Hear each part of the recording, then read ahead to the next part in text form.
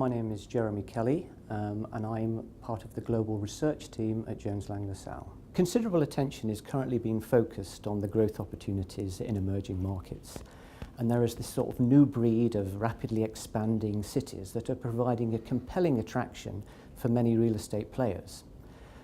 So at Jones Lang LaSalle's award-winning cities program, we are exploring these new trends in urbanisation in order to identify the next generation of rising urban stars, but equally to understand how the established markets will fare in this increasingly competitive global marketplace. Many of the findings from our award-winning cities program lend support to this very compelling emerging market story, with a gradual shift in the balance of economic activity and real estate activity eastwards into Asia Pacific, as well as the BRIC markets.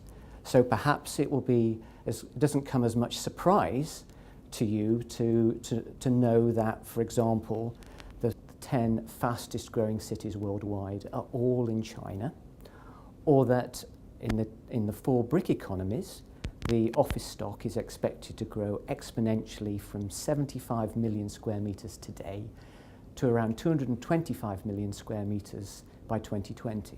That's the equivalent of a new Berlin or a new Boston being added every year.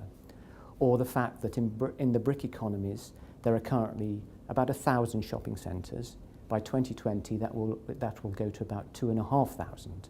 So that's a new shopping centre opening every 2 days for the next 10 years.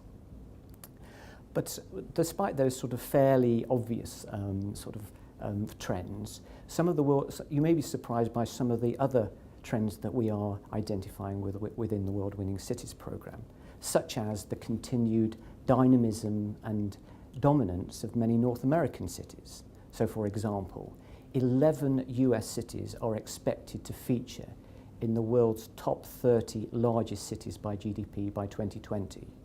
And also, some of the fastest growing cities in the world are expected to be amongst the North American Tier 2 cities, such as Austin, Texas, or Calgary in Canada.